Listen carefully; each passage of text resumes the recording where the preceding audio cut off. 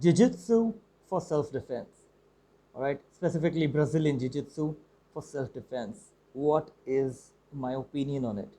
All right.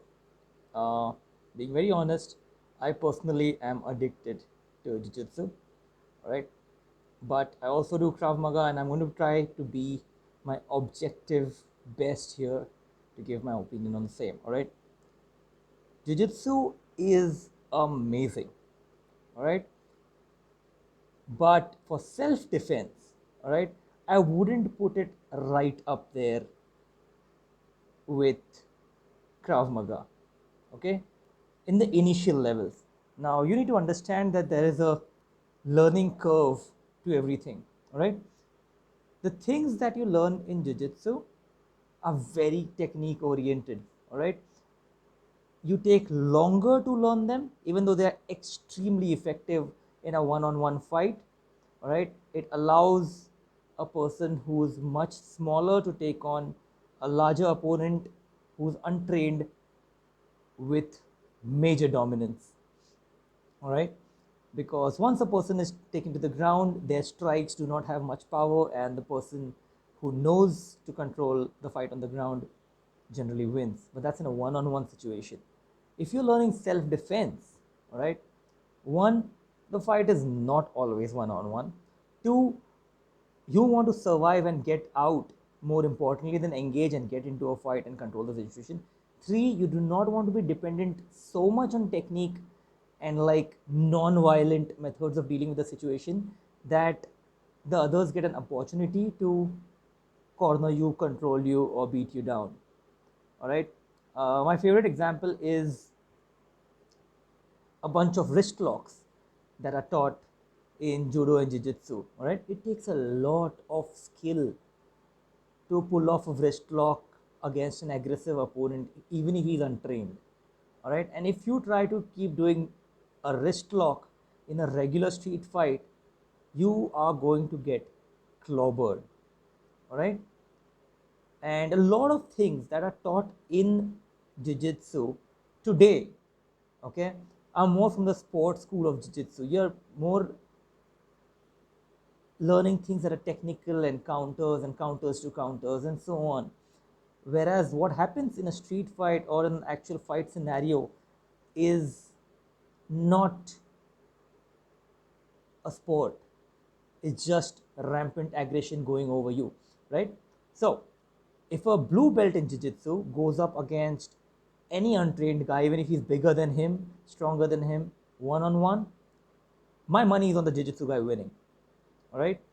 But it takes anywhere between a year to like 3 years for a regular person to get to a blue belt, all right? And if you're only learning jiu-jitsu, you're giving up on striking, and you cannot have that huge a gap in your fight. You need to understand how to strike as well, all right?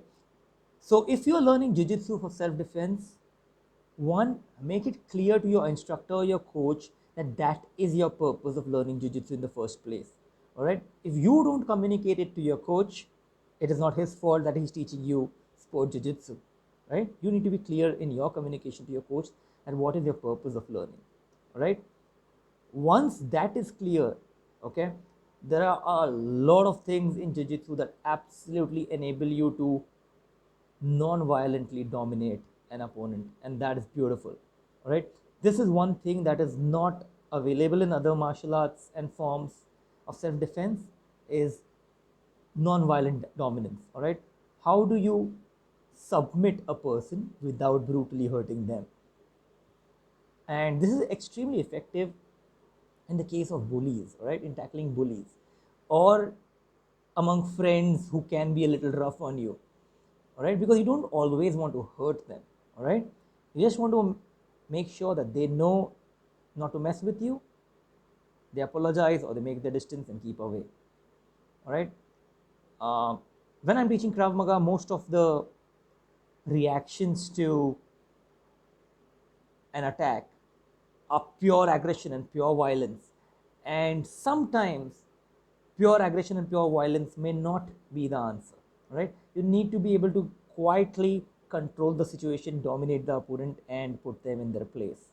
And for that reason, Jiu-jitsu is absolutely amazing, especially against bullies. I think in schools we're not allowed to make people bleed or like punch their face out and stuff. Jiu-jitsu is beautiful. Like if you start learning jiu-jitsu from a very early age, I personally wish I could have started jiu-jitsu much earlier, right? I'm glad, but I'm doing it now, and I absolutely love it. But yeah, if you start from a very early age, it will give you a lot of understanding of body movement control. And one of the most beautiful things about jiu-jitsu is that you're constantly training under pressure. So you'll sort of develop a capability to handle pressure and not panic, okay, which is very, very important in a fight, right? But also warning, if you get used to sport jiu-jitsu where you're sure that the guy is not going to hit you back, you're just going to be grappling, you tend to get a little too comfortable being in a bad position, all right, and that is not a good thing. But yeah, of course, if you spot that flaw in your game, work on it, work around it, and fix it, which is why I say it's important to tell your coach what you're learning jiu-jitsu for. All right, so that being said, if you have a lot of time to build your foundation and use it, jiu-jitsu is a must-have in your self-defense arsenal as a sport, as a philosophy of life, as an activity, as a self-defense technique, as a life skill. I rank jiu-jitsu right up there, right?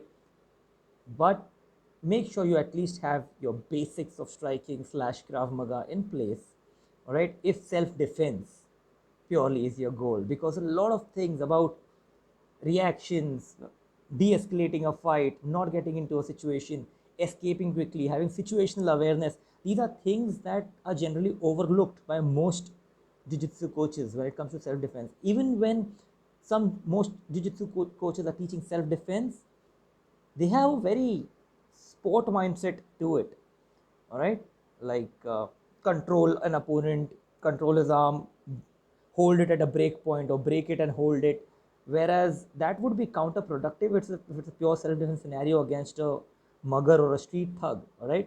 If you're holding someone down and waiting for his reaction or just waiting there breaking, and people don't stop a fight when their arms break in a real fight on the street. You break their arm, they're going to pick up a stone with the other hand and hit you in the face with it, all right. So you cannot wait for that reaction, all right, which is why I still train Krav Maga. I put Krav Maga right up there when it comes to self-defense, all right.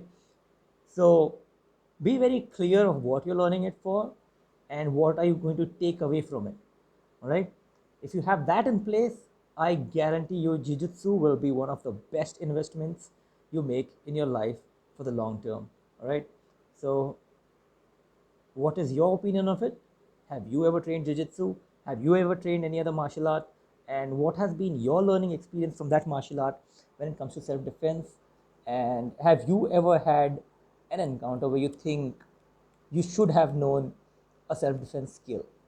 Let me know in the comments. Talk to me. I would love to discuss this out and get as many clear opinions from everybody on this topic and get a good discussion started. All right. So this is Pushkar Shirke for Project Battlefit, signing out.